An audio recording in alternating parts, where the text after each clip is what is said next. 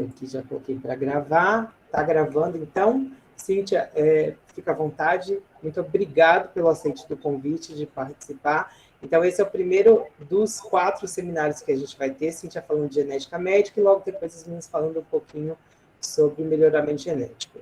Ok? Ok. Essas 4 palestras serão hoje? Não. Ah. Não. As de melhoramento vai ser lá mais para o final do semestre. De melhoramento são com 3 egressos do curso de biotech. Legal. Senão eu ia correr aqui para vocês Não. ficarem o dia todo. Tá bom. Lucas, obrigada pelo convite. Gente, é um prazer estar aqui com vocês. Eu adoro poder conhecer outros cursos do Instituto, né? Biotech eu ainda não dou aula. De vez em quando tem a disciplina de genética do câncer, que alguns alunos participam, mas eu tenho muito pouco contato com o curso de biotech. Então, muito legal estar aqui com vocês hoje. Eu vou compartilhar aqui. Eu fiz uma apresentação bem curtinha, e a gente vai focar mais no bate-papo. Deixa eu ver como é que eu... Não está aparecendo aqui, Lucas. Deixa eu ver aqui. Uma guia. Do lado da... isso. Você pode compartilhar a tela toda, que eu acho que fica mais fácil. Em tela toda e depois clica em compartilhar. Nem janela e nem guia apareceu a opção do PowerPoint. Então, vamos aqui. O ruim desse modo é que eu não vejo vocês. Deixa eu sair aqui. Esse modo é um pouquinho complicadinho por causa disso. Deixa eu ver se... Eu deixando aberto já o PowerPoint aqui do lado, deixa eu ver se ele aparece. E agora apareceu. Não sei por que, tem hora que aparece, tem hora que não vai, né? No Meet. Estão vendo o PowerPoint? Estou vendo, sim. Está carregando agora.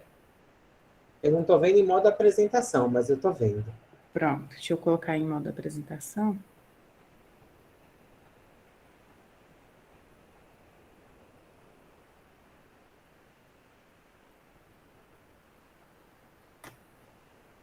Deixa eu ver aqui.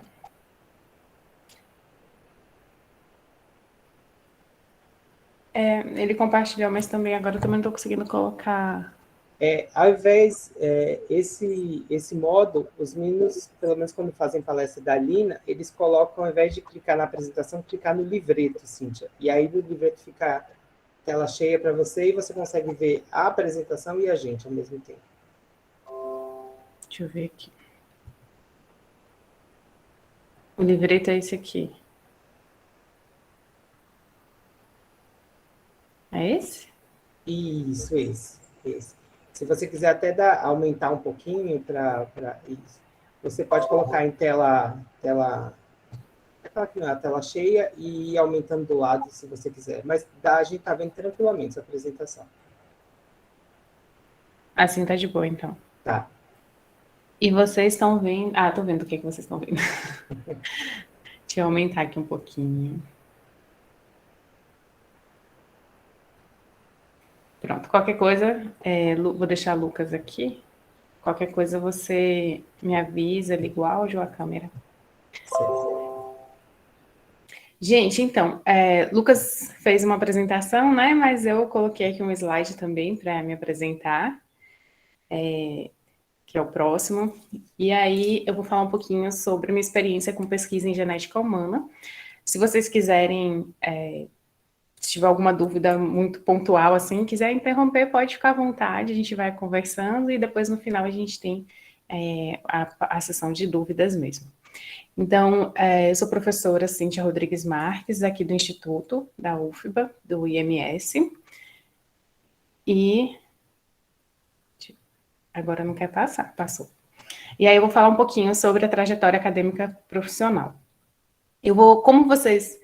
são alunos de graduação, né? Eu vou falando um pouquinho da minha trajetória acadêmica, e aí eu vou comentando alguns pontos, assim, lembrando do meu perfil como estudante na época, que contribuiu, assim, para me integrar, assim, com a pesquisa de genética humana, que eu acho que talvez funcionam como dicas para vocês também, enquanto alunos de graduação. Só para confirmar, são alunos de primeiro e segundo semestre, né, Lucas? Isso, Cíntia. São alunos da mesma disciplina, só que alguns fazendo o primeiro, outros fazendo o segundo semestre. Ok, tá bom.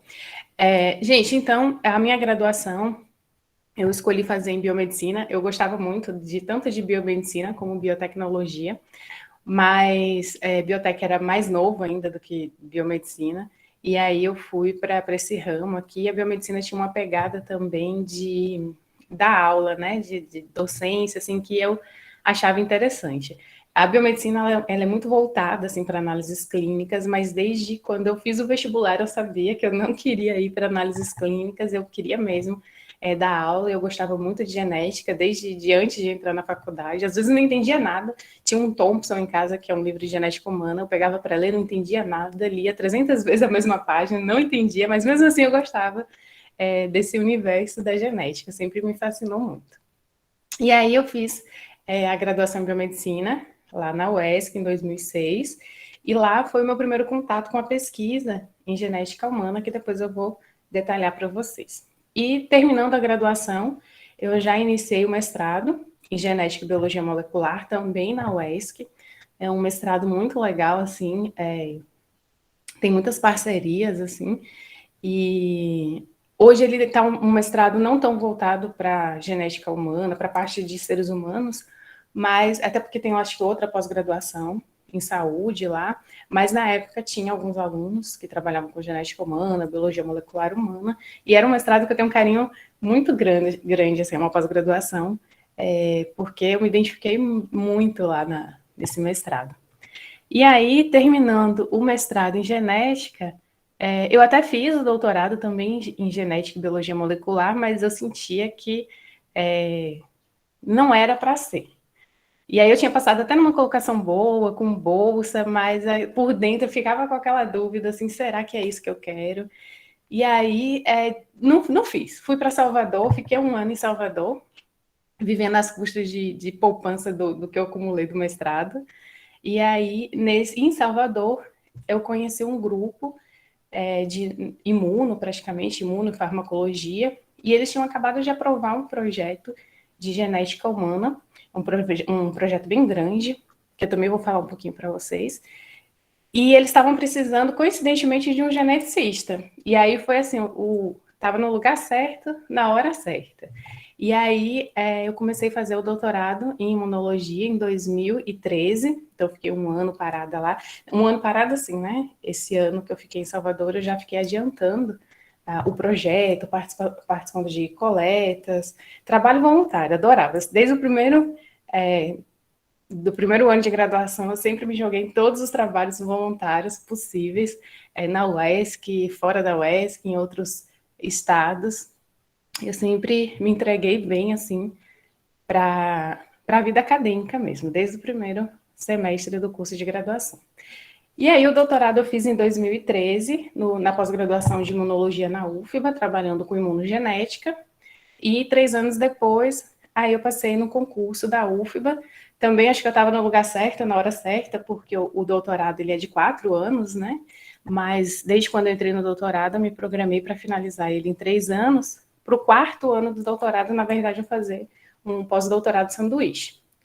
E aí, no finalzinho, já quando eu estava prestes a marcar a defesa do doutorado, aí surgiu o concurso na UFBA, e aí eu passei, e aí corri para terminar, para defender, para poder assumir essa vaga no concurso.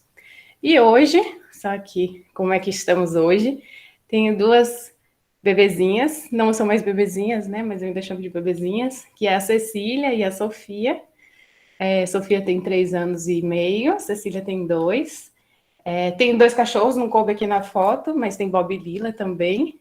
E, só brincadeira, né? Atualmente eu estou trabalhando com genética, biologia molecular também, com seres humanos, na verdade com infecção por H. pylori, eu vou também explicar para vocês, na área de polimorfismos genéticos e epigenética. E oriento na pós-graduação de biociências. Gente, e aí, como foi meu primeiro contato com a pesquisa em genética? Então, no primeiro ano de graduação, eu fiz iniciação científica voluntária. Logo no primeiro, voluntária porque não podia ter bolsa, né? No primeiro ano de graduação, na época não podia ter bolsa, hoje eu não sei como funciona. Então, desde o primeiro dia de aula, eu já fui procurar os laboratórios de pesquisa, já queria fazer pesquisa, não sabia nada, não entendia nada, eu queria trabalhar com HIV. Aí as pessoas falavam, não, mas não trabalha com HIV na universidade e tal. E aí, mas eu fui sempre me inteirando com a pesquisa. E tinha um projeto muito interessante que era com câncer de cabeça e pescoço, com carcinoma das vias aerodigestivas superiores. E era um projeto que tinha a intenção de entender por que alguns indivíduos fumam a vida inteira e não desenvolvem câncer, e outros fumam a vida inteira, ou fumam um pouco e desenvolvem câncer de cabeça e pescoço. Cabeça e pescoço porque é toda essa região, né, de garganta, traqueia, laringe, enfim, esôfago, a gente resume ali nesses carcinomas de via aerodigestiva superiores. E aí era um trabalho que envolvia coletar DNA, coletar sangue para extrair DNA de pacientes que estavam fazendo tratamento em Itabuna e Ilhéus para câncer de cabeça e pescoço.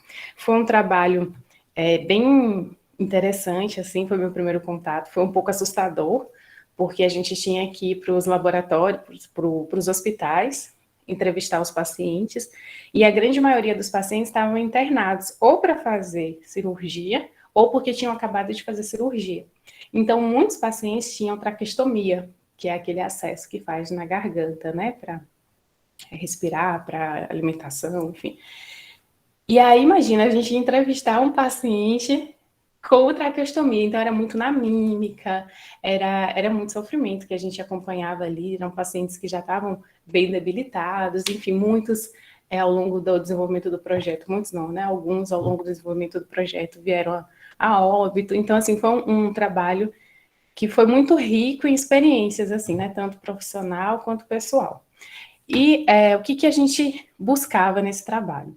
Existem algumas vias, que eu vou explicar aqui para vocês, que é de metabolização e detoxificação de fármacos, de diversas substâncias e de xenobióticos, que são compostos que externos assim ao nosso organismo, mas que podem causar danos. Como, por exemplo, os compostos presentes na fumaça do cigarro, no álcool. E aí, esses compostos, eles entram no nosso organismo, mas eles são eliminados. E diversas enzimas fazem parte desse processo de eliminação desses compostos estranhos. Então, a gente tem aqui enzimas que a gente chama de fase 1, enzimas de fase 2, tem aqui as enzimas da classe das CYPs, ou citocromo P450, vocês vão ouvir falar muito isso em farmacologia, não sei se vocês têm farmacologia, mas se tiver, vocês vão ouvir falar muito. Tem as enzimas GST, NAT2 também, e essas enzimas, na verdade, elas fazem modificações nesses compostos para tornar eles mais solúveis, para conseguir ser eliminados ali mais facilmente pelo organismo, para não acumular. Só que essas enzimas, elas são proteínas, e as proteínas, elas são produzidas no nosso corpo com o auxílio de uma informação que está presente lá nos nossos genes. Então, a gente tem uma sequência de nucleotídeos no nosso DNA, e essa sequência de nucleotídeos carrega uma informação para produzir uma proteína, que pode ser uma CYP, pode ser uma GST, pode ser uma NAT2, são enzimas que vão ajudar a eliminar esses compostos. Só que algumas sequências de DNA que carregam informação para a produção dessas proteínas podem ter algumas variações genéticas entre indivíduos.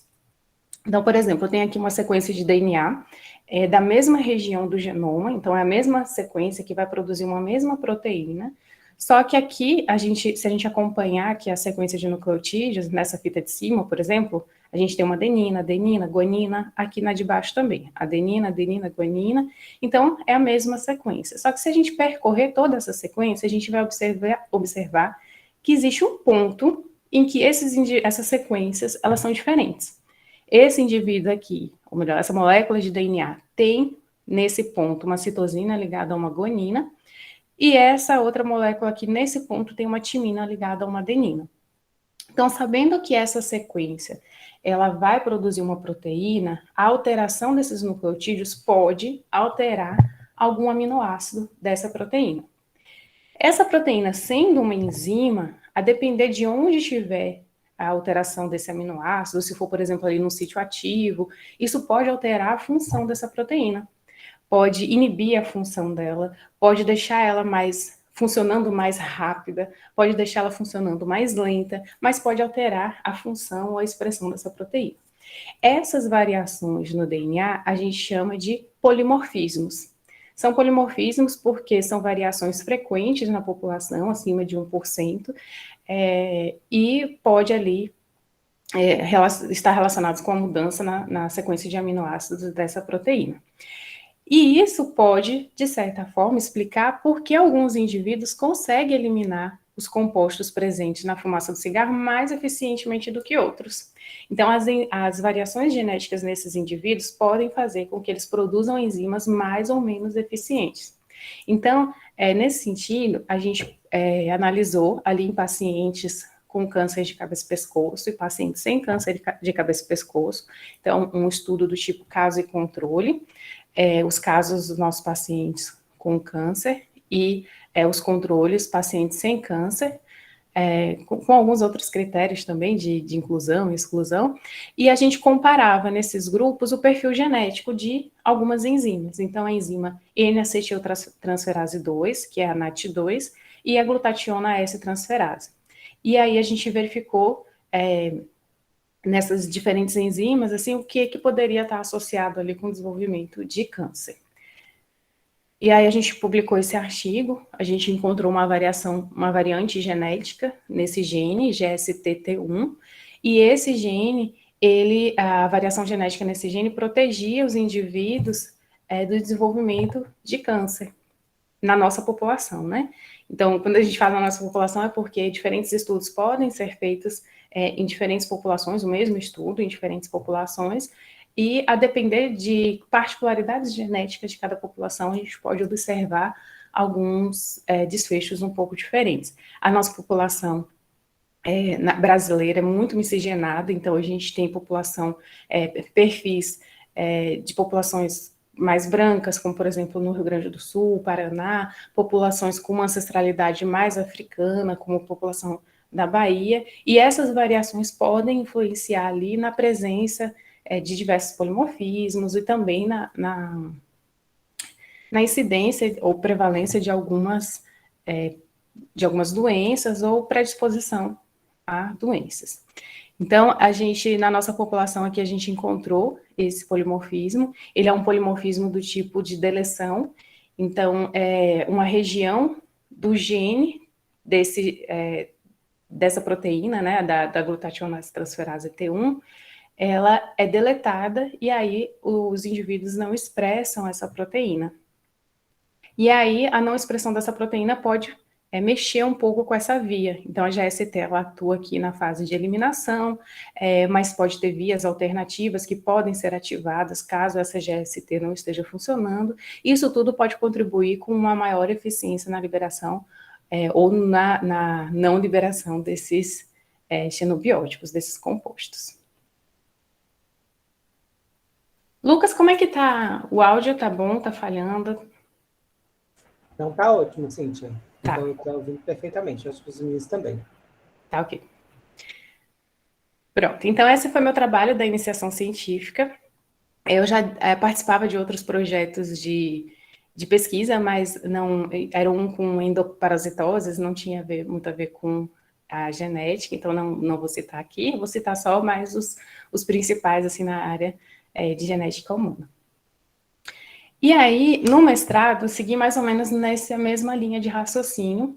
E aí, no mestrado, eu analisei também no mesmo grupo desses pacientes com câncer de cabeça e pescoço. Só que aí eu analisei o gene NAT2 e dois genes relacionados com reparo a danos no DNA. Porque qual é a lógica? O indivíduo ele pode eliminar mais facilmente esses compostos aqui, que eu falei para vocês, esses compostos carcinogênicos ali presentes no cigarro, por exemplo, mas quando o indivíduo não consegue eliminar eficientemente, esses compostos eles se acumulam ali nas células e podem causar danos no DNA, podem causar mutações, e essas mutações podem levar ao câncer. Só que esses danos no DNA nem sempre vão levar ou à morte celular ou ao desenvolvimento de um câncer. Esses danos eles podem ser corrigidos. E existem diversas enzimas que participam do reparo desses danos no DNA. E aí tem duas enzimas, que é a XRCC1 e a HOGG1, que são enzimas que participam de reparos causados por danos relacionados com a fumaça do cigarro. E o NAT2 está relacionado ali com a metabolização. Então, no meu mestrado, a gente analisou esses 3 genes, variações genéticas presentes nesses 3 genes, e para a gente entender um pouquinho mais sobre a NAT2, eu coloquei esse gráfico. Essa enzima NAT2, ela participa da metabolização de diversos compostos carcinogênicos, fármacos. Então, por exemplo, pacientes que são tratados com isoniazida para tuberculose, esse fármaco ele é metabolizado pelo NAT2, pela enzima NAT2, e essa NAT2 ela tem muitas variantes genéticas ao longo do gene, tem vários pontos, dezenas de pontos em que podem acontecer polimorfismos, e esses polimorfismos podem alterar o desenvolvimento da enzima ou não. Como é que eles podem alterar? Por exemplo, a gente pode observar numa população diferentes perfis genéticos, e aí a gente tem um perfil genético que a gente considera o esperado para essa enzima NAT2. Então, quando o indivíduo tem esse perfil genético esperado, que é um genótipo que a gente chama de normal, ele vai produzir uma proteína normal, essa proteína ela funciona numa determinada velocidade. Então, essa enzima ela vai eliminando ali aquele fármaco, aquele composto, numa determinada velocidade. Então, aqui a gente tem, por exemplo, um gráfico de metabolização. Aqui a droga, o fármaco, né, ele vai entrando aqui na corrente sanguínea e vai sendo eliminado nessa velocidade aqui. É um gráfico de concentração pelo tempo. Então, esse é o gráfico normal, esse é o padrão esperado. Mas, quando a gente tem algumas variações genéticas no indivíduo, a gente pode fazer com que essa proteína funcione de forma mais lenta. Então, o indivíduo, ele toma a mesma quantidade de medicamento que esse outro grupo, que a enzima funciona normal, mas a NAT2, ela demora mais para metabolizar esse fármaco. Então, esse fármaco, ele tende a se concentrar mais ali na corrente sanguínea. O que isso vai acontecer? 2 pessoas tomam uma mesma quantidade de medicamento, uma mesma concentração, só que uma metaboliza de um jeito e a outra demora mais para metabolizar. Então, esse fármaco ele vai ficar mais tempo ali na corrente sanguínea, consequentemente, esses indivíduos, eles podem desenvolver diversas reações a esse medicamento, porque o fármaco ele atinge uma concentração muito alta na corrente sanguínea, como se o indivíduo tivesse tomado muito mais medicamento do que esse outro indivíduo. E isso é causado por diversos pontos de polimorfismos ali, de mutações na sequência do gene da NAT2. O que pode acontecer também são mutações que fazem com que essa proteína funcione muito rápido. Então, indivíduos, todo mundo aqui tomando a mesma concentração de droga, esses indivíduos aqui, a droga não atinge o pico necessário para desempenhar ali a atividade, a função ali no organismo. Porque a NAT2, ela funciona muito rapidamente, ela elimina muito rápido esse fármaco ali no organismo. Então, esses indivíduos, ao contrário desses aqui que têm uma reação adversa para o excesso de medicamento, esses indivíduos podem não ter efeito farmacológico, porque eles eliminam muito rapidamente. Esse é um gráfico que resume mais ou menos o papel da farmacogenética, é bem interessante, está bem... um tema bem atual. Alguns fármacos, eles já são administrados para as pessoas, a depender do perfil genético. Então, os médicos, às vezes, eles pedem um exame genético para determinar qual é a sequência ali do gene, qual é a variação, o genótipo do indivíduo para um determinado gene, para ver qual o melhor fármaco para administrar. E, então, a gente analisou aqui a NAT2, porque se o indivíduo elimina muito mais facilmente os compostos carcinogênicos do cigarro, a gente tende a imaginar que esse grupo de indivíduos não vão desenvolver câncer ou vão desenvolver uma probabilidade muito menor, né? Um número muito menor ali dentro daquele grupo. E já XRCC1 e HOGG1 é a capacidade de reparar os danos. Então, a gente poderia até dividir, por exemplo, os grupos, avaliar geneticamente dentro de cada grupo, ou avaliar, no geral, ali, casos e controles. Aqui só um gifzinho mostrando o processo de reparo de DNA, né? Então, só para descontrair um pouquinho.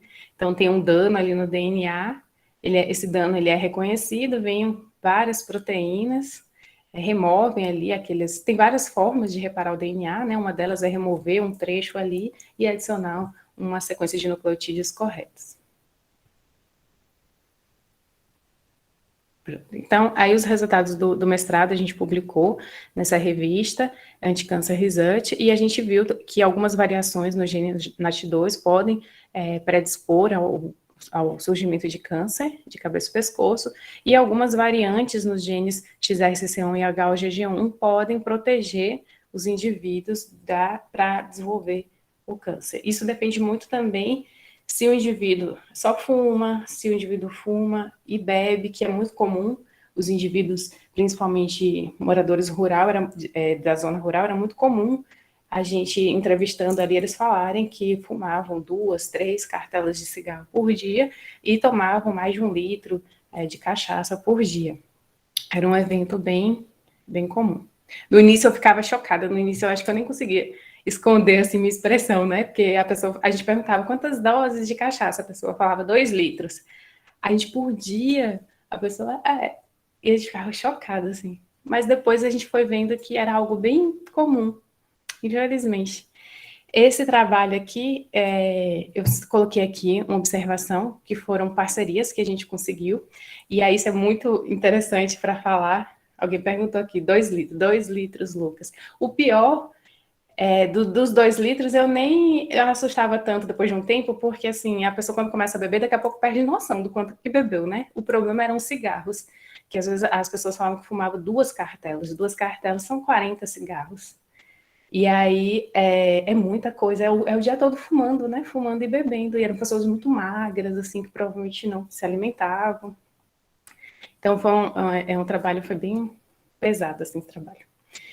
Gente, e aí, eu queria puxar um detalhe para falar desse trabalho do mestrado, foi porque, assim, a gente estava numa faculdade do interior da Bahia, sem muitos recursos, assim, até que a UESC tinha uma boa infraestrutura já na época, né, hoje é referência, assim, na parte de genética, na época já tinha uma boa estrutura, hoje está bem melhor, mas a gente tinha, assim, os equipamentos, tinha a ideia, tinha os pacientes, e não tinha dinheiro para fazer as análises. Então, a estratégia que a gente fez? Bora usar todo o dinheiro que a gente tem para extrair esse DNA. E aí, o que a gente vai fazer com esse DNA depois é sair pedindo ajuda. E aí, eu lembro que eu mandei vários e-mails, assim, a gente fazia um pouco da biologia molecular lá no ESC, né, mas era mais PCR, RFLP, são técnicas bem demoradas, são baratas, né, comparadas com outras técnicas, mas são técnicas bem demoradas. E aí eu saí mandando vários e-mails, assim, para diversas instituições, como eu já fazia desde o início da graduação, eu mandava e-mail pedindo estágio, né, pedindo estágio nas férias, enfim. E aí depois eu comecei a pedir parceria. E aí a gente conseguiu uma parceria na Unicamp, um laboratório de hemoglobinopatias, eles tinham um sequenciador, e aí a gente levou o DNA, colocou na mala, levou esse DNA lá para a Unicamp e eles sequenciaram esse gene NAT2. A gente ia fazer por polimorfismo, por RFLP no laboratório, ia demorar meses, e lá em uma semana a gente conseguiu sequenciar toda a sequência de NAT2 para todos os indivíduos. E aí a gente só teve o trabalho de ir para lá para acompanhar. E a gente também incluiu nesse estudo algumas variantes que definem melhor a ancestralidade do indivíduo, porque até então a gente trabalhava com cor da pele autodeclarada. Era uma das características que a gente observava na população, era a cor da pele, mas era autodeclarado. Então, às vezes, tinha 2 pessoas da mesma cor, uma se declarava negra, a outra se declarava branca. Então, isso tem um viés muito grande. E aí a gente conseguiu selecionar alguns marcadores genéticos informativos de ancestralidade. E a gente parou de usar a autodeclaração e utilizava esse perfil genético para inferir a ancestralidade. E a gente conseguiu uma parceria lá na USP de Ribeirão Preto, que era um laboratório que fazia essas ancestralidades. Também a gente foi lá, ficou uma semana, e aí a gente fez todos esses marcadores de ancestralidade. Então ficou um trabalho bem legal, assim, bem interessante, consegui acompanhar várias técnicas e tudo praticamente de graça, só tive que pagar assim, a passagem, né? E o programa ainda ajudou nessas passagens, então ficou bem legal. E é uma coisa que eu estou chamando a atenção para vocês, porque muitas vezes a gente não tem tanto acesso assim, né, à pesquisa que vocês gostariam de acompanhar, mas aí tentem assim se programar nas férias, fazer um pezinho de meia ali para conseguir fazer essas, nem que seja visitas a outros laboratórios, é muito bom. Às vezes a gente consegue contatos, às vezes a gente tem uma visão sobre o que quer e de repente a gente vai fazer um estágio e descobre que não quer aquilo. Também já aconteceu comigo. Eu no início eu queria trabalhar com citogenética e eu fiz um estágio na Unicamp de citogenética. E aí eu desisti completamente. Falei, não quero, não é isso que eu quero, eu vou para biologia molecular. Então, assim, é muito válido, assim, essas visitas. E até hoje, sempre quando eu vou para algum lugar que tem uma universidade, eu já posso conhecer o laboratório, mando um e-mail ali, e aí a gente vai tentando conseguir essas parcerias que são muito importantes. Alguém colocou alguma coisa aqui no chat? É dúvida, gente? O botão do chat aqui sumiu, não estou vendo, não. Não, sou eu, Cíntia, falando que é muito importante essas parcerias mesmo, que é conhecer as outras universidades, conhecer os outros laboratórios, vai dar uma vivência para eles muito maior, e até para eles poderem decidir futuramente o que eles querem seguir, né? Uhum. É bem válido mesmo. Gente, e aí, do mestrado, aí eu fui para o doutorado. Fiquei aquele 1 ano lá em Salvador, fui com a cara e com a coragem, sem saber o que ia fazer, mas aí apareceu ali na hora certa uma oportunidade para fazer um doutorado. Era em imunologia, eu nunca me imaginei trabalhando com imunologia, mas era na área de imunogenética e eu fiquei apaixonada por essa área e foi uma oportunidade bem bacana também. E o meu doutorado, o título do meu projeto era Avaliação da Associação de Polimorfismos no cromossomo X relacionados com asma e atopia. Então, mudei um pouco, saí dessa parte do câncer e fui para trabalhar com doenças alérgicas, né? Asma e atopia. E aí o laboratório já era um pouco mais rico, a gente não fazia tanto PCR e RFLP. Eu gostava muito, eu ia final de semana para a universidade para fazer RFLP, mas aqui a gente já começou a trabalhar com mais recurso financeiro, então era tudo mais fácil. As coisas davam menos errado também. E aqui, lá no laboratório de Salvador, o grupo tinha um projeto muito grande para trabalhar com asma e também com marcadores genéticos. Só que eles tinha ali cerca de 1.400 crianças com asma e sem asma, é uma coorte de Salvador de crianças, e eles tinham dados de 2,5 milhões de marcadores genéticos. Então, aquele único SNP que eu mostrei para vocês, que a gente fazia ali na genotipagem no laboratório, assim, eu mostrei um SNP, né, uma variação. Ao longo do nosso genoma, a gente tem cerca de 10 milhões de SNPs ali, de possibilidades de locais que podem variar de um indivíduo para o outro. Então, esse projeto grande, ele tinha genotipado essas crianças para 2,5 milhões de SNPs. Essa genotipagem é feita por chip. Quando eu cheguei no laboratório, já tinha sido feita essa genotipagem. Na verdade, foi uma parceria com o Ministério da Saúde, que essas amostras de DNA foram enviadas para os Estados Unidos para serem feitas essa genotipagem. Então, lá em Salvador, eles basicamente fizeram a extração do DNA, o controle de qualidade dessa extração e enviou o material genético. E aí, eu coloquei aqui um cariótipo, que é para mostrar que, ao longo desses cromossomos, o cromossomo ele é a compactação do DNA com diversas proteínas, né? E a gente tem ali 23 cromossomos que vieram do pai, 23 que vieram da mãe, e ao longo desses cromossomos desse cariótipo, a gente tem diversas possibilidades de marcadores genéticos que estão ali na sequência, que é um cromossomo, né? Aqui, descompactando esse cromossomo, a gente tem ali a molécula de DNA. E a sequência desses nucleotídeos podem conter esses SNPs, essas variações pontuais. SNP é a sigla para polimorfismo de nucleotídeo único. Então, o único ponto ali da molécula de DNA que pode ter uma variação de um indivíduo para o outro.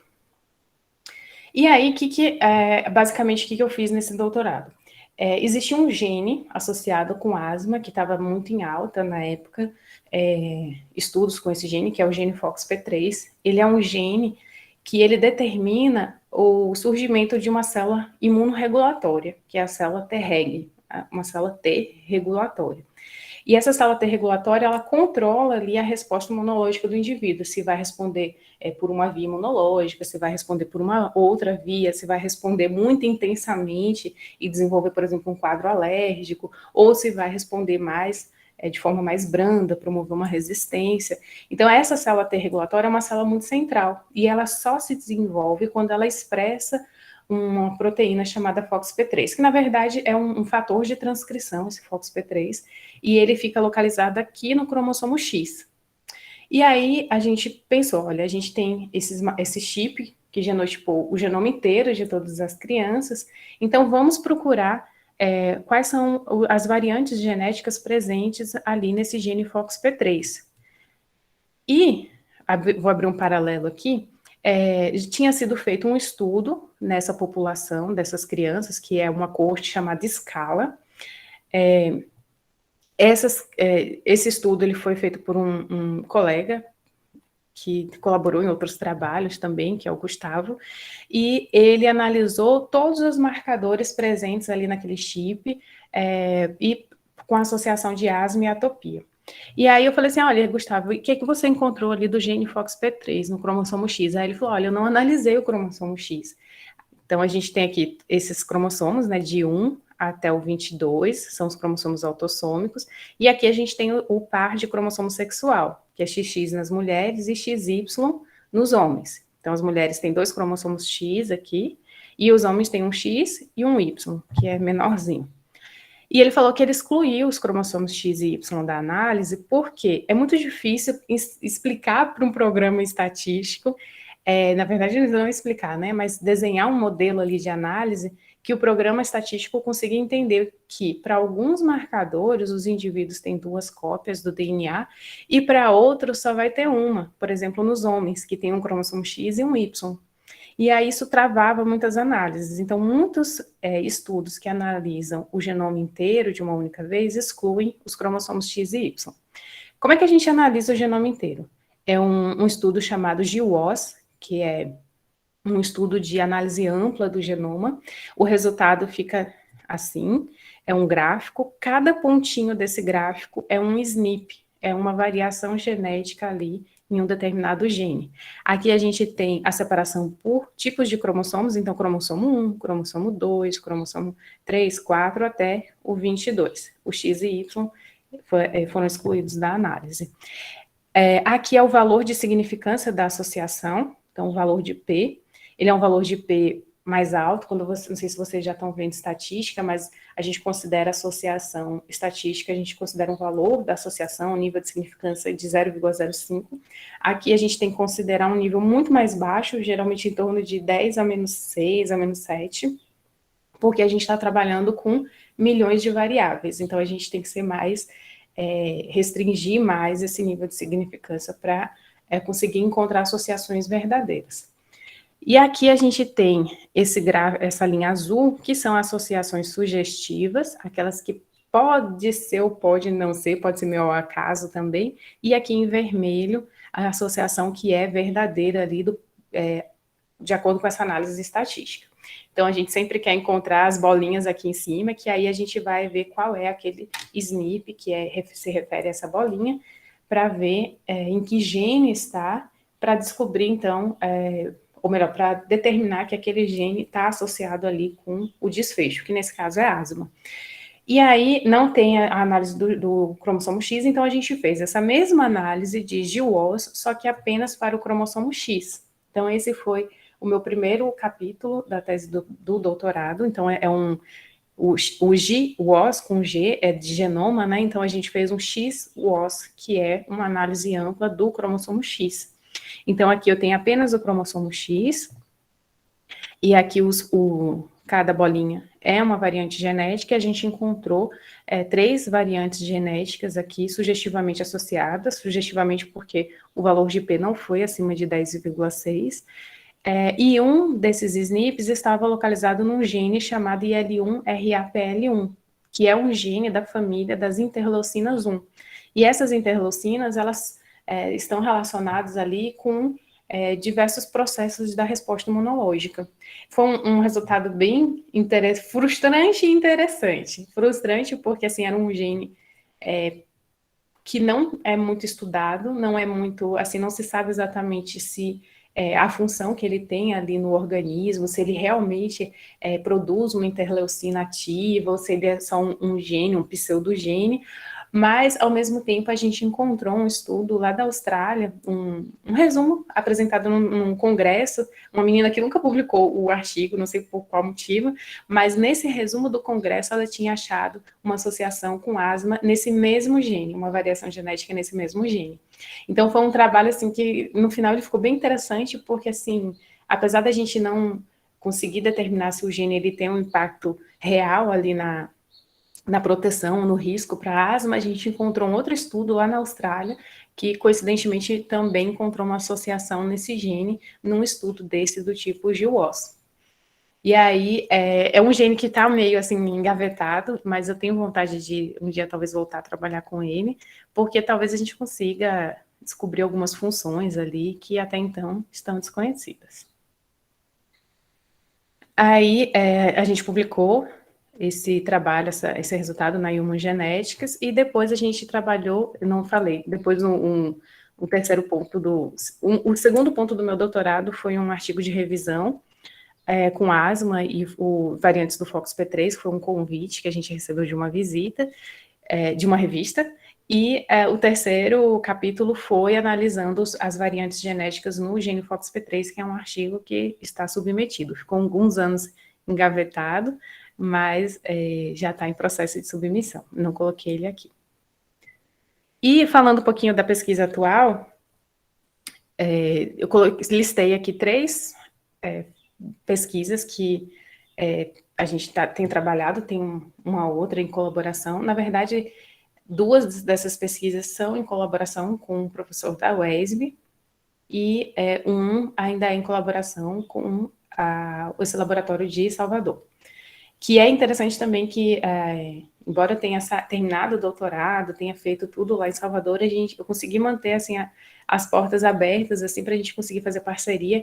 Como eu falei para vocês, esse é um projeto muito grande que tem lá em Salvador, então tem muitos dados genéticos que a gente sempre pode estar resgatando ali. É uma corte também que tem diversas informações psicossociais, status socioeconômico, diversos tipos de infecções ali para cada criança, é uma coorte muito grande, e essas crianças estão sendo acompanhadas desde os 5 anos, mais ou menos, hoje já estão perto de 20 anos, então tem muita informação ainda para ser estudada. E aí, nesse contexto, a gente fez um projeto que é um GWAS para H. pylori, nessa mesma amostra de crianças lá do Scala de Salvador, e a ideia é ver se dentro desses 2,5 milhões de variantes genéticas, se existe variantes que predispõem ou protegem o indivíduo de ter ali a infecção por H. pylori. H. pylori, eu vou falar um pouquinho de cada projeto depois. Tem um outro projeto.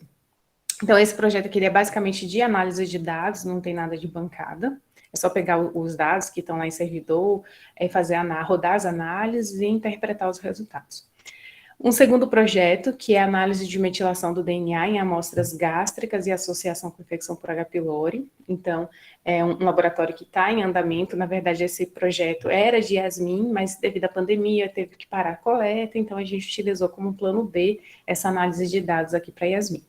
E aí tem uma nova mestranda, que é a Lidiane, que vai fazer análise de metilação nesses indivíduos que a gente está coletando aqui em Vitória da Conquista. São indivíduos que fazem ali investigação para Helicobacter pylori, para ver se tem Helicobacter pylori no estômago, e aí a gente coleta o DNA, tanto do sangue periférico do indivíduo, se a gente quiser analisar polimorfismos futuramente, e extrai o DNA também da biópsia do estômago, que a gente pode fazer análise do DNA da bactéria, se tiver bactéria, e também do perfil epigenético ali do estômago, né, do tecido do estômago. E um terceiro projeto, que é a avaliação da prevalência dos fatores de virulência da bactéria Helicobacter pylori na população das regiões sul e sudoeste da Bahia e validação de diagnóstico sorológico para CAG-A. Então, um terceiro projeto também, esse aqui eu não vou falar muito porque ele não tem muito a pegada genética aqui. Tem, assim, para identificar algumas variantes genéticas da bactéria, para determinar assim, o subtipo, a linhagem bacteriana que circula aqui na região sul e sudoeste da Bahia. Com essa informação, a gente consegue saber, por exemplo, se consegue estudar, na verdade, né, se essas variantes têm relação com gravidade da infecção, com resistência a tratamento, mas a ideia inicial desse projeto é só fazer uma triagem para ver qual é o sorotipo da bactéria qual é o perfil genético da bactéria que circula aqui na população e tentar validar um teste sorológico, porque até então o diagnóstico para Helicobacter pylori, ele é invasivo, né, muito invasivo, né, que depende ali de remover biópsia ali fragmentos do estômago, né, para ver se tem a bactéria ou não. E aí, se a gente conseguir validar esse diagnóstico sorológico, uma possibilidade seria coletar um pouquinho de sangue para ver se tem ali a infecção por H. pylori. E aí, vou falar só um pouquinho dos dois primeiros projetos. O primeiro, que é essa análise ampla, essa análise de varredura ampla do genoma, que é o GWAS. Então, qual é a ideia desse trabalho? Aqui eu tenho uma figura que representa o processo de infecção por H. pylori, então aqui eu tenho o epitélio do estômago, aqui as bactérias, né, colonizando ali aquele estômago, e com essa infecção bacteriana a gente tem uma resposta imunológica do indivíduo. Então, diversas células são ativadas, estimuladas ali no sistema imunológico do indivíduo, macrófagos, células dendríticas que vão auxiliar no processo de fagocitose ali dessa bactéria, eliminação dessa bactéria, e temos também algumas outras respostas celulares e humoral, que envolve ali a participação de anticorpos. Quem vai determinar qual tipo de linha que o sistema imunológico vai percorrer são essas células T regulatórias, que são aqui essas verdinhas, que são aquelas células que eu falei para vocês, que dependem da expressão do gene FOXP3, e essas células, elas produzem interleucina 10 e produzem o TGF-beta, que são proteínas imunorregulatórias, que vão inibir ali determinadas respostas, inibir ou estimular determinadas respostas imunológicas. Então, o organismo, quando ele é infectado por H. pylori, aí eu vou chamar uma atenção que mais da metade da população tem H. pylori, assim, metade da população mundial tem H. pylori, uma vez que a gente entra em contato com a bactéria, é muito difícil a gente eliminar, a gente fica o resto da vida com a bactéria, elimina apenas se fizer o tratamento, e mesmo assim esse tratamento não é 100% eficaz, em alguns casos ainda a bactéria ela pode ser resistente a esse tratamento. Em geral, os médicos fazem o tratamento uma única vez e não repete. Se o indivíduo não curar dali da infecção por H. pylori, aí fica considerado como se fossem resistentes. E aí, é uma bactéria que, em geral, não causa nenhum efeito ali, mas, em alguns casos, ela pode estar associada ali com alguns quadros de gastrite, úlcera, e, em casos mais graves, até câncer de estômago. Mas a grande maioria da população vive normalmente ali com H. pylori. Quem é que vai determinar se o organismo vai responder muito bem ou não a H. pylori? Um dos pontos centrais são essas células T regulatórias, e que vai fazer um balanço ali entre imunidade e infecção. Então, ou o organismo responde fortemente a essa bactéria, ou responde imunologicamente mais fraco, e aí permite uma maior proliferação dessas bactérias ali, por exemplo. A questão é que todas essas células e essas proteínas, essas interleucinas, citocinas que são produzidas, principalmente as proteínas e os fatores de transcrição que desenvolvem essas células, são produzidas com informação genética, que estão lá no nosso DNA. E esses genes que vão produzir essas citocinas, essas interleucinas, podem ter variações genéticas. E aí, qual é a ideia do nosso trabalho? Buscar quais variações genéticas podem estar envolvidas ali nessas respostas à infecção por H. pylori. Então, nesse primeiro trabalho, a gente vai fazer uma varredura ampla do genoma, a gente vai analisar os 2,5 milhões de SNPs nessas crianças do Scala. Essas crianças do Scala têm dados de sorologia para Helicobacter pylori, então a gente sabe quem pela sorologia, quem é positivo ou negativo para H. pylori, e aí a gente vai fazer essa comparação para ver se existem variantes genéticas que estão associadas a essa infecção por H. pylori. Esse é o primeiro trabalho, está em andamento, a gente já tem alguns resultados, mas não cheguei a colocar aqui ainda porque está bem recente. O segundo projeto, aqui só explicando um pouquinho desse GWAS, a diferença de um estudo gene candidato, que é aquele que eu fazia, por exemplo, lá no mestrado, que a gente escolhia um gene, por exemplo, o NAT2, o GST, XRCC1, a gente escolhe genes específicos para analisar com determinado desfecho. Então, isso é um estudo gene candidato. Mas a gente pode analisar o GWAS, que a gente vai analisar todas as variantes de todos os genes presentes ali naquele chip que foi feito para aquelas amostras. Então, é basicamente uma analogia com a Cinderela, acho que todo mundo já assistiu, ou pelo menos conhece, né, a história da Cinderela, que ela vai num baile escondida, e ela dança com o príncipe ali, o príncipe se encanta pela Cinderela, e ela foge meia-noite, porque meia-noite a carruagem vira abóbora, o vestido se desfaz, enfim. E o príncipe ele fica apenas com um sapatinho de cristal. Qual é a ideia, a analogia para o estudo do gene candidato e o GWAS? O gene candidato é como se, no reino em que o príncipe vai procurar ali a dona do sapatinho de cristal, né, a princesa que o pé encaixa no sapatinho, é como se no reino existisse só uma mulher. Então, é uma ou algumas, né? Então, ele vai ali sabendo exatamente quem ele vai procurar, para ver se serve ou não esse sapatinho. No GWAS, é como se no reino tivesse milhares de mulheres, e aí ele vai ter que testar cada uma dessas mulheres ali no sapatinho para ver qual ou quais mulheres o pé encaixa ali naquele sapatinho. Então, o GWAS, a gente tem um universo de possibilidades para testar muito grande. Esse estudo do GWAS, então a gente vai pegar ali as crianças que participam desse projeto Scala, que tem sorologia para H. pylori, eles têm dados de 2,5 milhões de SNPs, que seriam basicamente como se fossem os marcadores genéticos, seriam as princesas, né? O desfecho aqui é o príncipe, que é a sorologia para H. pylori. A gente quer encontrar um gene que se associa ali com a Helicobacter pylori, e as análises estatísticas que vão permitir o encontro dessa associação genética com o desfecho, que seria representado ali pelo sapatinho de cristal. E aí a gente tem algumas exigências um pouco diferentes de um estudo gene candidato para fazer um GWAS. Mas o princípio acaba que é praticamente o mesmo. O segundo projeto que eu vou falar para vocês é o último, eu já vou encerrar.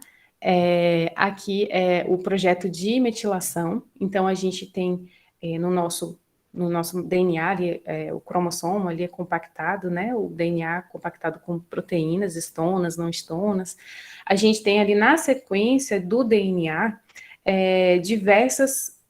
Na sequência, não. Na verdade, sim. A metilação é um processo que faz parte da epigenética, e a epigenética, epi vem de acima da genética, então são alterações, são modificações no DNA que não alteram a sequência de nucleotídeos.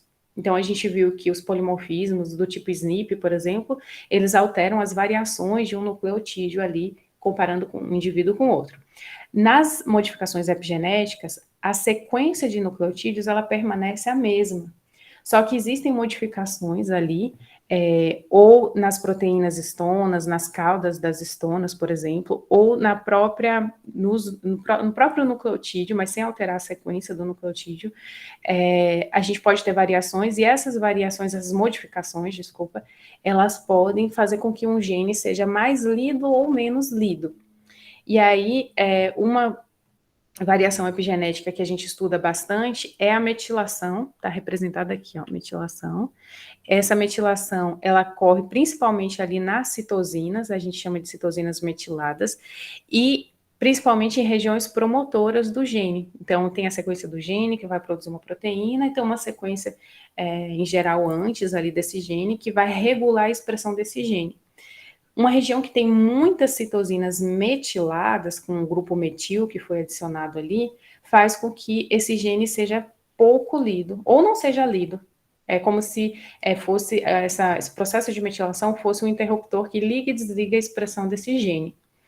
E aí, a depender da importância desse gene ali na célula, na resposta imunológica, a gente pode se perguntar se esse efeito de metilação, esse efeito epigenético, pode alterar ali a suscetibilidade ou a resposta a algum tratamento, suscetibilidade a alguma infecção.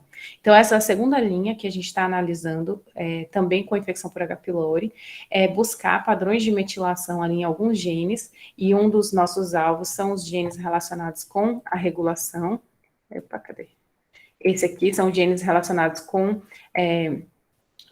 são genes FOXP3 relacionados com o desenvolvimento de células T-regulatórias e o gene IL-10 e TGF-beta, para a gente ver se metilação nesses genes podem alterar a expressão dessas proteínas, dessas citocinas, e se a redução ou o aumento dessa expressão pode favorecer alguma resposta imunológica ali, que vai dizer se o organismo ele vai tentar eliminar essa bactéria ou se ele vai deixar essa bactéria sobreviver ali e aí se proliferar, talvez ter algumas consequências mais graves, como uma gastrite, uma úlcera ou um câncer. Então, essa é nossa segunda linha, que é a análise dos padrões de metilação. É uma análise que, dentro das análises epigenéticas, ela não é tão cara, e a gente consegue ter respostas ali com poucas amostras. A gente não precisaria de 1.000 amostras, 5.000 amostras, então a gente consegue fazer algumas inferências epigenéticas ali com metilação, com alguns desfechos. Gente, é isso aí. Eu fui buscar a imagem lá longe, estava aqui a imagem.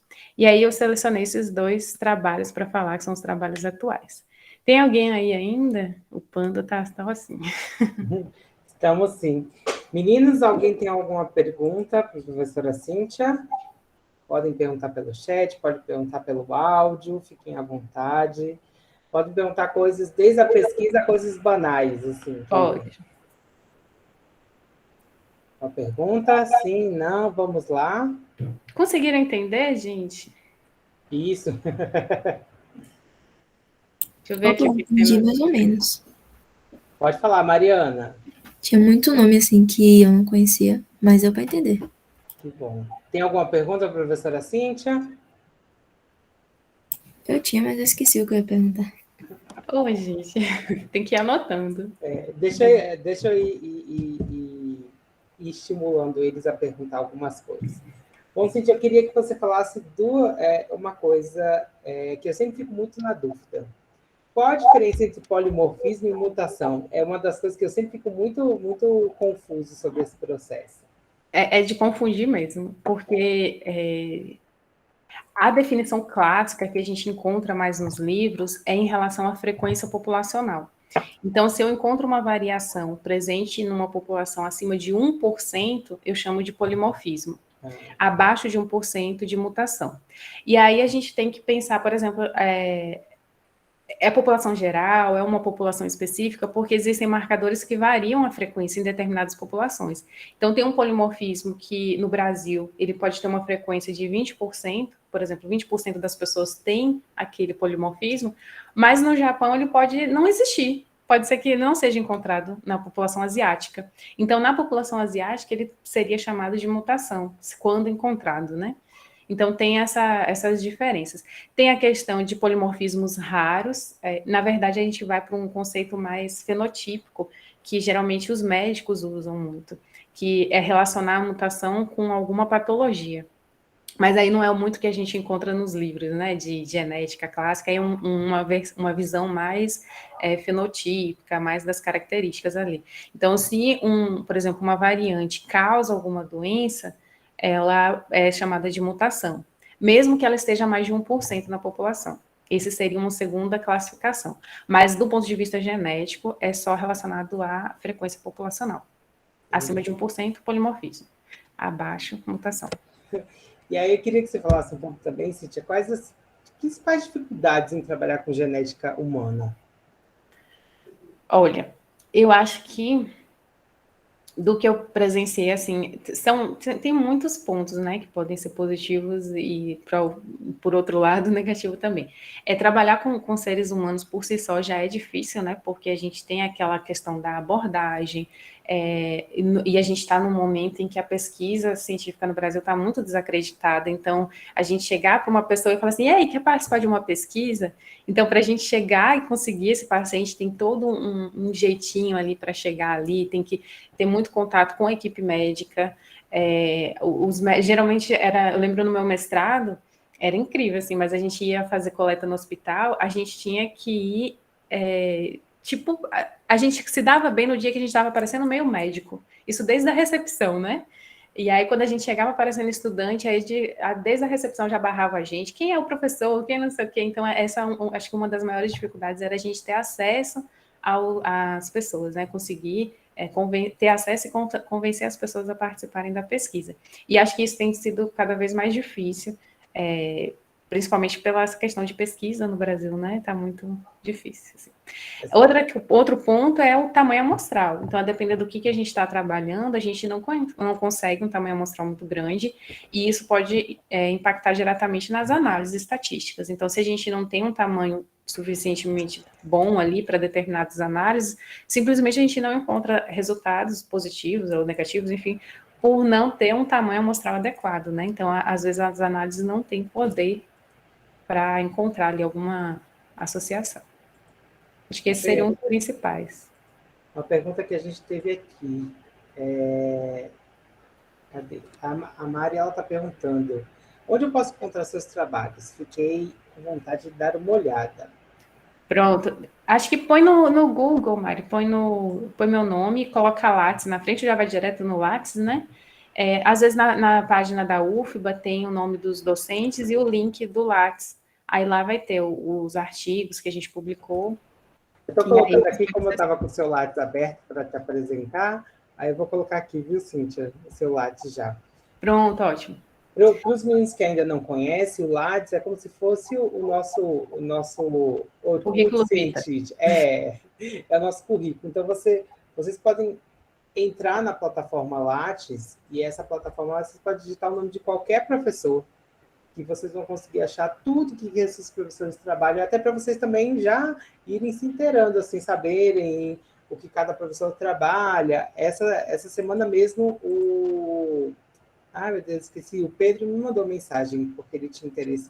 Ele gostou muito do doutorado de Manuel, e ele viu que eu estava participando. Eu falei assim, eu trabalho com isso. Segue meu like, segue o Pix, que O Lattes é tipo o Facebook dos acadêmicos. Inclusive, vocês, quando entram na faculdade, a primeira coisa que tem que fazer é o Lattes. Isso. Nem que não bote nada, mas já deixam pronto, porque, às vezes, para conseguir uma bolsa de iniciação científica, vocês precisam ter o Lattes. Para assinar o termo da bolsa, eles pedem o registro do Lattes, dependendo do tipo de bolsa. Então, é muito importante. Assim, é a vida de vocês vão colocar ali no Lattes. E vocês já vão se inteirando que tudo que vocês participam, vocês já vão ter que pegar certificados.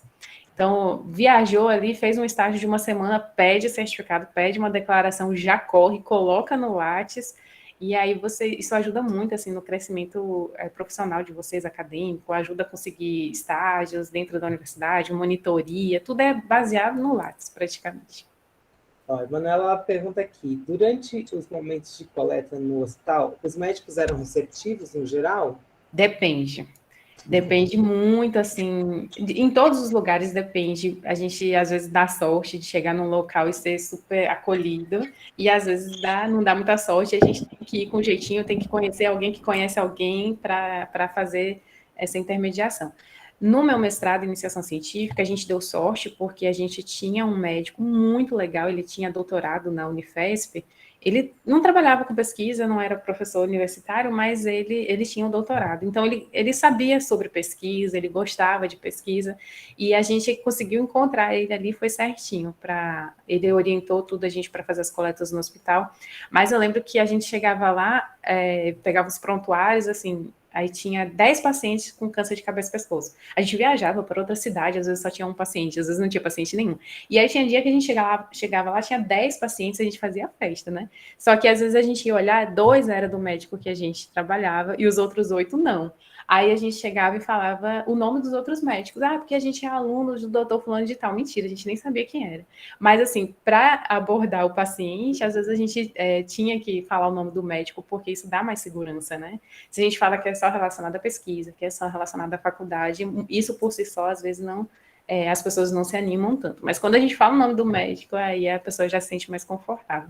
Hoje, na UFBA, a gente tem uma parceria com um grupo de gastroenterologistas bem boa, assim. São pelo menos 3 médicos que fazem coleta, que ajudam a gente, eles mesmos fazem a biópsia, os alunos que participam do projeto entram na sala junto para pegar os fragmentos, trazem para o laboratório. Então, a gente deu sorte de conseguir esses 3 médicos, são bem receptivos, e já tendo 3, a gente consegue, talvez, contato com outros também, né? Com a parte de patologia no laboratório que faz as análises, então a gente acaba indo para esses lados. Mas fazer pesquisa não é muito fácil, não, viu? A gente passa por uns perrengues bons, assim.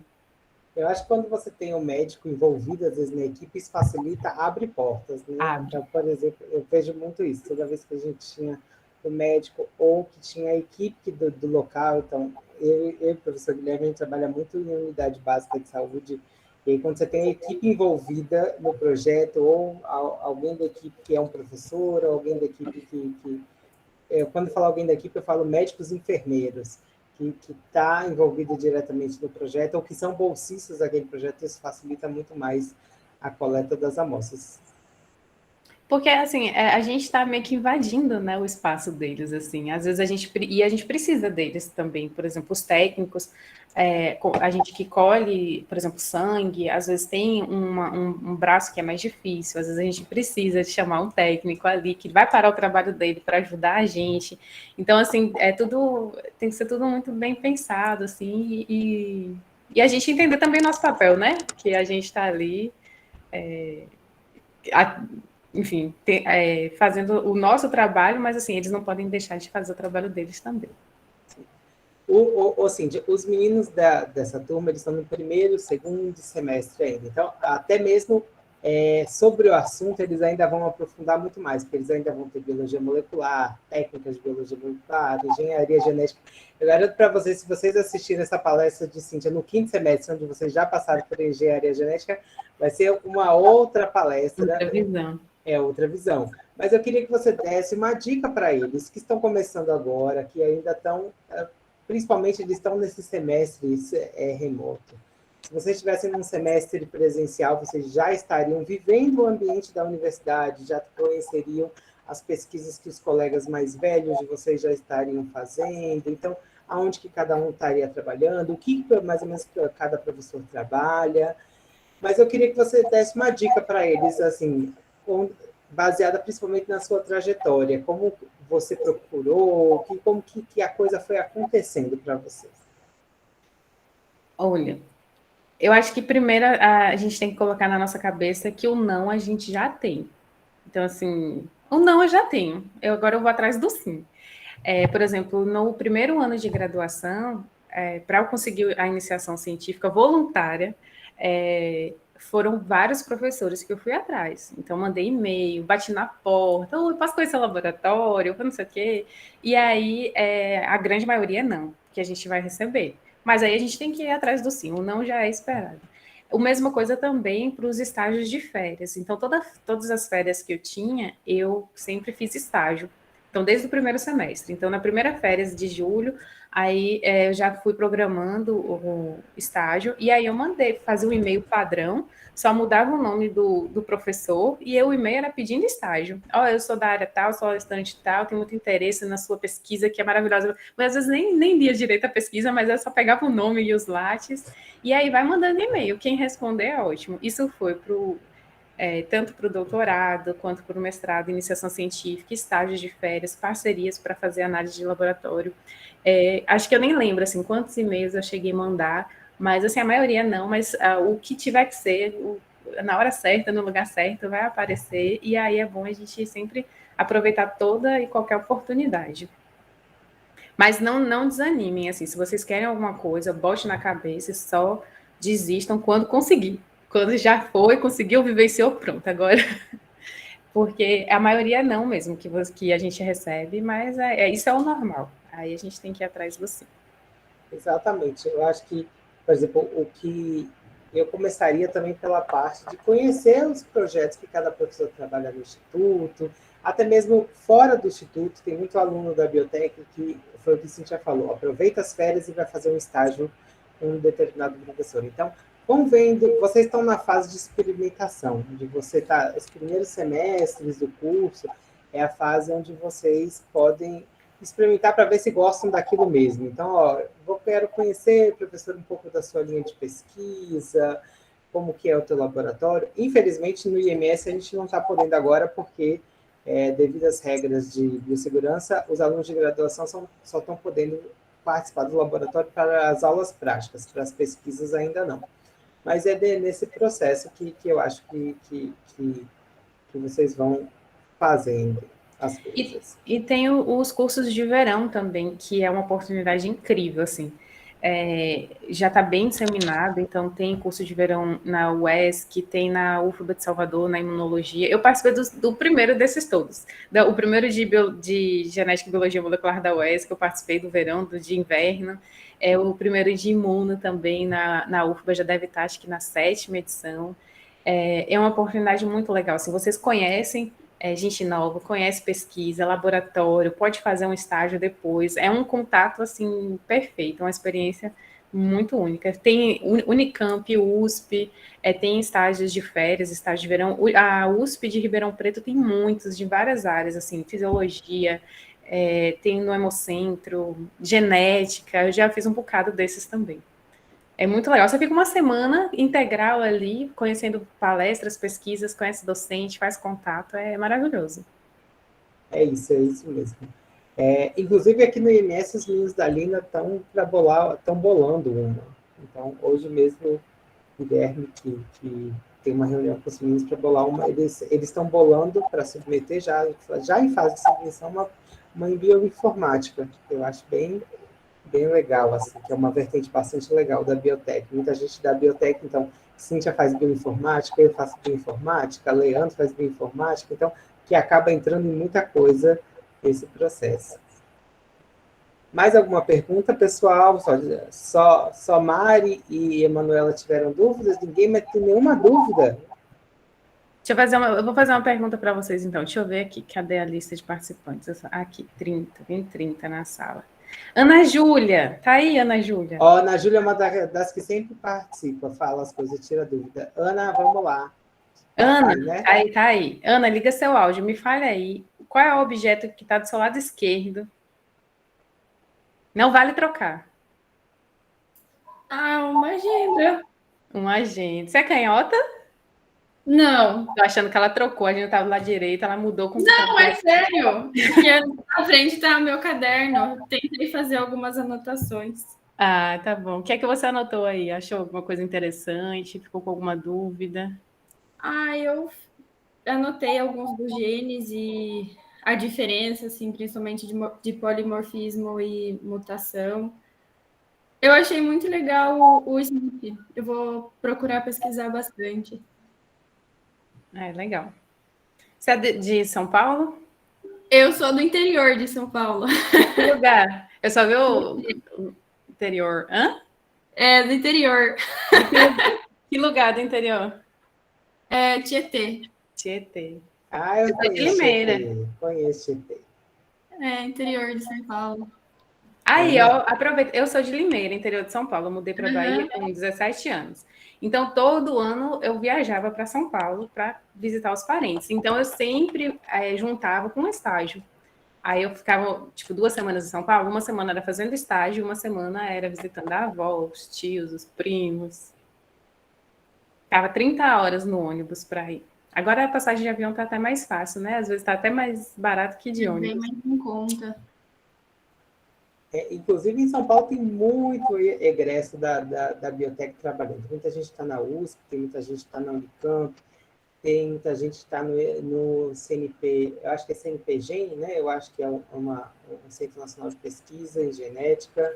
Tem muita gente trabalhando, tem gente que está na Monsanto trabalhando na parte de melhoramento genético. Inclusive, Fernanda vai falar com vocês sobre como que ela foi parar na Monsanto como melhoramentista. Depende, Manu, depende do que você quer. Então, por exemplo, tem muitos alunos da biotech que vão para a parte acadêmica e pela parte acadêmica são absorvidos por empresas. É o caso de Fernanda Gabriela, que é essa aluna que está na Monsanto. Mas tem alguns alunos que já estão indo direto para a empresa. Então, tem mais outros 2 alunos que estão na Monsanto também. Na verdade, a Monsanto não é mais Monsanto, agora é Bayer, porque a Bayer comprou a Monsanto. Tem uma outra aluna que está lá na parte de melhoramento de genética e levedura, lá numa cervejaria do Sul. Então, depende basicamente do que você quer. Então, algumas áreas, por exemplo, a trabalhar na empresa na área de imunobiológicos, por exemplo, eles normalmente vão pedir uma pós para você. Eles normalmente absorvem as pessoas por pós. Pelo menos as pessoas que eu conheço que vieram de mestrados e doutorados. Então, precisa muito ver basicamente que ramo que você mais se interessa. Mas vai analisando tudo que você mais gosta dentro do curso e vai vendo o que as pessoas naquela área mais fazem. Então, da onde que elas vieram, entendeu? É bom, assim, ir conhecendo durante a graduação para chegar no final já com convicção do que vocês querem fazer. Porque, por exemplo, no meu caso, eu já entrei na graduação sabendo que eu queria carreira docente. Então, terminou, eu nem pensei em ir para mercado de trabalho. Eu já fui direto fazer um mestrado. Então, porque já era uma coisa que estava muito certa na minha cabeça. Já no doutorado, não. Então, no doutorado já tinha essa possibilidade de dar aula. Então, já comecei a dar aula junto, enquanto fazia doutorado, assim, era o dia todo no laboratório e à noite dando aula, para não atrapalhar. Mas aí depende muito do perfil, né? Se é uma pessoa que não quer carreira acadêmica de jeito nenhum, talvez seja melhor ir atrás de alguma opção no mercado de trabalho do que numa pós. Mas aí, dependendo do tipo de pós, também pode ajudar, né? Que nem o Lucas falou, no mercado de trabalho também. O importante, acho que é ter convicção e abrir várias possibilidades também, né? Não ficar só em uma para não desestimular também, caso não dê certo. É isso. De egressos da biotech, a gente tem inúmeros casos. Então, pessoas que foram... A gente tem até 3 ex-alunos do curso de biotech que hoje são pesquisadores fora do país, com essas fugas de cérebros que nós estamos tendo por causa da ausência de financiamento. A gente está com uma aluna na Tchecoslováquia, um aluno no Canadá. Eu falo aluna porque, para a gente, professores, eles acabam sendo eternos alunos, mas eles já terminaram até doutorado e estão como pesquisadores lá. E aí tem uma aluna que está na Tchecoslováquia, uma ex-aluna que está na Alemanha e um aluno que está no Canadá. Os 3 trabalhando como pesquisadores fora. Então, é isso.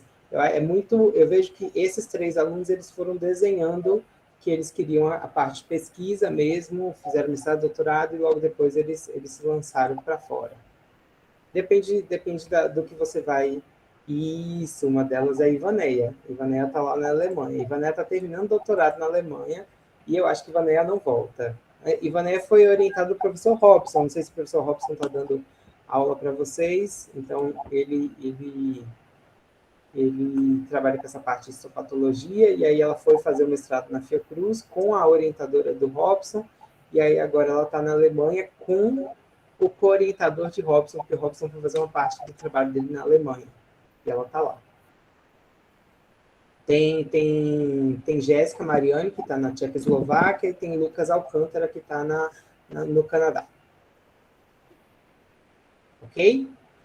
Bom, meninos, mais uma pergunta, senão eu vou encerrar nosso bate-papo de hoje com Cíntia. Cíntia, muito obrigado pelo processo, por todo o tempo dedicado, foi muito bom a sua apresentação, foi excelente. A sua explanação de como foi a sua trajetória, de como você foi trabalhando as coisas.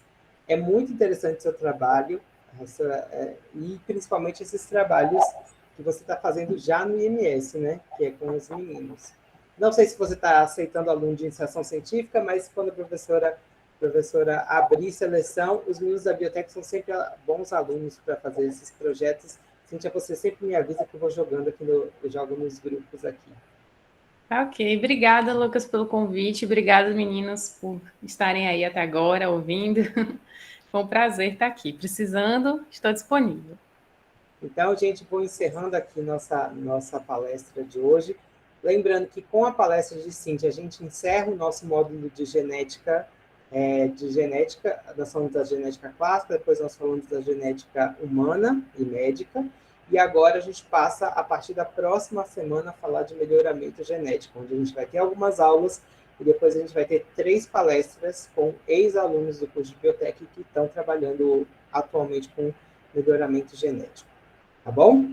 Então, gente, bom almoço a todos, até semana que vem. Cíntia, mais uma vez, muito obrigado. Peraí que a Ana Júlia levantou a mão. Diga, Ana Júlia. Eu fiquei com vergonha de perguntar, mas é melhor. Aí, uma dica antes de você perguntar, eu já vou te dar. Nunca fique com vergonha, porque é na pergunta que está as possibilidades das coisas. Pode perguntar. Eu queria saber como que a gente faria a pesca da palestra. A gente pode fazer, assim, baseada nos estudos dela, a gente procura ler e aí faz um resumo? Isso, você não precisa ir para a pesquisa dela, porque os meninos têm que fazer as pescas, Cíntia.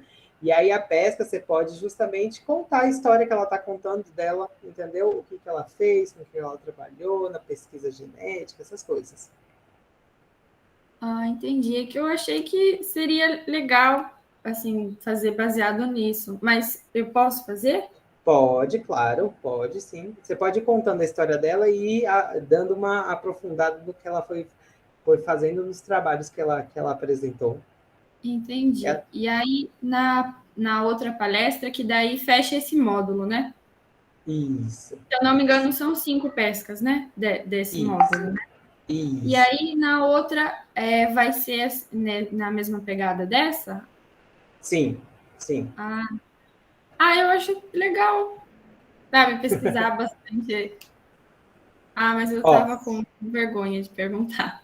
Vocês podem ter um pouco de dificuldade, às vezes, para compreender o artigo de Cíntia, porque vocês ainda não tiveram biomol, que eu acho que é fundamental para vocês entenderem algumas coisas, do que é um gene, do que é muitos dos conceitos que Cíntia falou, para você aprofundar no artigo dela, talvez você precise entender um pouquinho, mas de uma maneira superficial pode aprofundar no artigo, de uma maneira superficial pode aprofundar, é uma coisa que não bate com a outra, mas podem contar uma história baseada no artigo dela, sim. Tá então tá bom. Uhum. Então, meninos, até a próxima quarta-feira, viu? A gente já começa falando de melhoramento genético na próxima quarta-feira e a gente vai se vendo, ok? Então, tchau para vocês. Tchau, Cíntia, muito obrigado mais uma vez. Deixa eu parar aqui a gravação. Tchau, obrigada, Cíntia.